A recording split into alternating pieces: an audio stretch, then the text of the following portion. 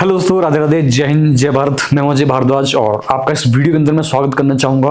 और ये वीडियो बहुत खास होने वाली, क्योंकि आज हम बात करेंगे हिमाचल के अंदर जो तबाही हुई है, जो डिजास्टर हुआ है, जो बारिश के चलते जो इतना सारा तांडव हुआ है, जो हाहाकार मचा है, जो इतना सारा नुकसान हुआ, उसके बारे में आज बात करेंगे और जानेंगे कि उसके पीछे के एक्चुअल में रीज़न क्या है और क्या कहीं हम इंसानों की गलती है या फिर कुछ और रीजन है। तो चलिए फ्रेंड, शुरू करते हैं। वीडियो को अंत तक देखिए और आपको वीडियो अच्छी लगे लाइक शेयर कमेंट करें, सब्सक्राइब करना ना भूलें, don't forget hit bell icon, ताकि आपको मेरी ऐसी अच्छी अच्छी वीडियोस मिलती रहे। चलिए फ्रेंड, शुरू करते हैं। तो हिमाचल के अंदर अगर हम बात करें, पिछले 4 महीनों से लगातार बारिश हो रही है और बारिश रुकने का नाम ही ले रही थी। अभी कुछ जाके मौसम साफ हुआ है। तो ये जो इतनी बारिश हुई है, इसके अंदर इतनी जो तबाही मची है, इस तबाही के पीछे का कारण क्या है वो हम जानेंगे। तो कारण की अगर हम बात करेंगे, सबसे मेन चीज क्या है कि हम हिमाचल को देवभूमि बोलते हैं। देवभूमि यानी कि देवताओं की भूमि।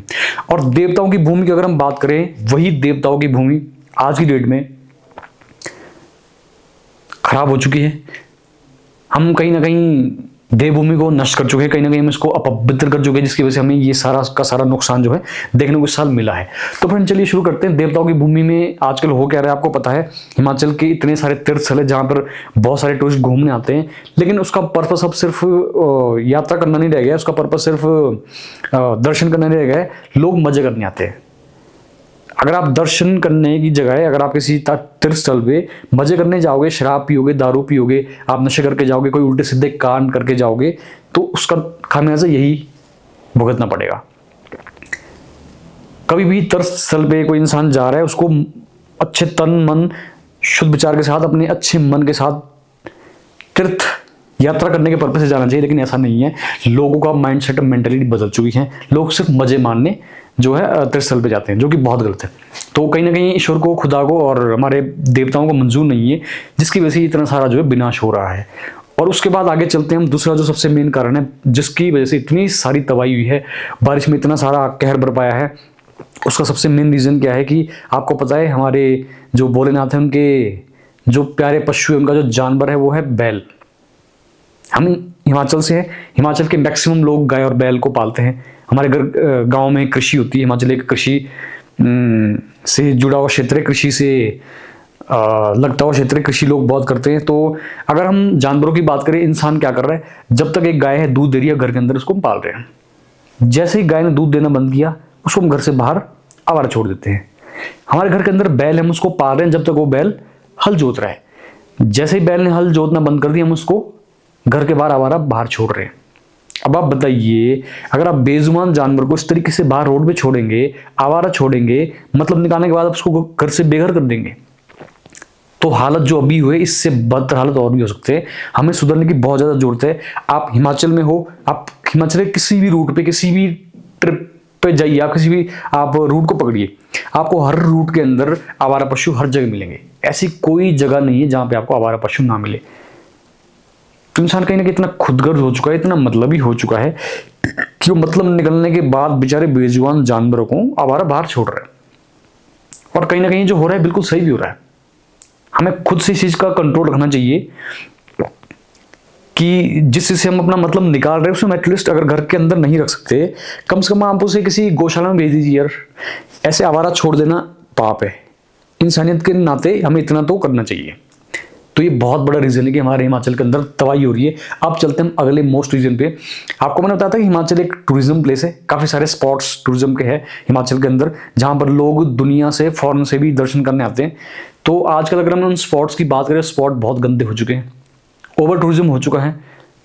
कहीं ना कहीं लोगों की आबादी बहुत ज्यादा बढ़ रही है, वहाँ पर पोल्यूशन हो रहा है, लोग उल्टे सीधे काम कर रहे हैं, लोग ज्यादा ओवर क्राउडेड होके आ रहे हैं।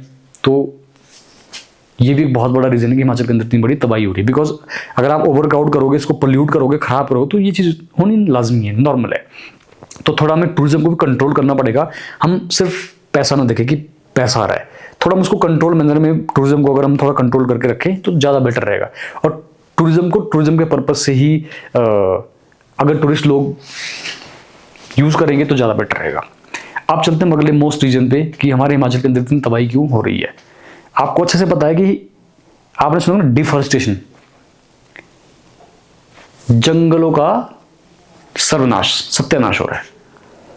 लोग क्या कर रहे हैं, अपने बिल्डिंग बनाने के लिए, अपने किसी काम के लिए इमारती लकड़ियों को काट रहे हैं, पेड़ काट रहे हैं। कोई अपने पर्सनल यूज के लिए यूज कर रहा है, कोई बेच रहा है, कोई स्मगलिंग कर रहा है। तो ये जो इस तरीके की जो एक्टिविटीज हो रही है, मुझे लगता है कि इस पर सबसे ज़्यादा कंट्रोल होना चाहिए। इस बार जो बारिश हुई है, आपने देखा होगा नदियों में, नालों में, बड़े बड़े जो नदियां हैं उसके आसपास, अगर आपने देखा होगा वीडियोस इतनी सारी निकली हैं, हर ऐसी कोई नदी नहीं बची है जहाँ पे स्लिपर ना आए हो। और इतने स्लिपर के आपके देख के रोंगटे खड़े रहेंगे। वो पुष्पा वाला सीन एक्चुअल में हिमाचल में इस बार ही हुआ है। आप जो भी नदी देख रहे हो जहाँ से पानी का बहाव बढ़ रहा है, फ्लड बह रहा है, पानी की धाराएं बह रही है, उसके साथ साथ लकड़ी आ रही है, स्लिपर आ रहे हैं। और कोई एक दो स्लिपर नहीं है, पूरी नदी ब्राउन हो गई है। तो इस तरीके से अगर वो हम पेड़ पौधों को काटेंगे तो सिंपल सी चीज है, नुकसान ही है, हर बंदे का नुकसान है। इसमें ऐसे बंदे भी चपेट में आ रहे हैं जिनके बेचारे का कोई कसूर ही नहीं है। तो मुझे ऐसा लगता है कि हिमाचल गवर्नमेंट को या फिर स्पेशली फॉरेस्ट डिपार्टमेंट को इस चीज़ पे कंट्रोल रखना चाहिए कि इतने सारे स्लिपर काटे जा रहे हैं तो कहाँ काटे जा रहे हैं, इतने सारे स्लिपर आए तो कहाँ से आए। ऐसे में सवाल उठता है हमारे गवर्नमेंट पे, हमारे फॉरेस्ट डिपार्टमेंट पे कि इतनी सारी अगर इलीगल कटिंग हो रही है, ये कौन कर रहा है, कब कर रहा है, कैसे कर रहा है, क्यों कर रहा है, कंट्रोल क्यों नहीं है, हम चेक क्यों नहीं कर पा रहे हैं। और इतने सारे पेड़ कट रहे हैं भैया, तो विनाश हो रहा है। आने वाले टाइम में आप बाढ़ छोड़ो, आपको ऑक्सीजन नहीं मिलेगी, हमें ऑक्सीजन नहीं मिलेगी, क्योंकि सारे पेड़ तो हम खत्म कर रहे हैं। तो कहीं ना कहीं इस पर कंट्रोल होना बहुत जरूरी है। ये हर इंसान का भी एक फर्ज बनता है, हर हिमाचल के हर एक व्यक्ति का फर्ज बनता है कि अगर आपको ऐसा कोई एक्टिविटी कहीं मिले, कोई इलीगल कटिंग हो रही है, कोई लोग अपने यूज के लिए या फिर बेचने के लिए, स्मगलिंग के लिए पेड़ काट रहे हो, एटलीस्ट आप उनको रोकिए, आप इन्फॉर्मेशन दीजिए। अगर इस पर टाइम रहते कंट्रोल नहीं रहा तो मैं आपको बता रहा हूँ अगले साल इससे भी ज़्यादा तबाही होने के चांसेस है।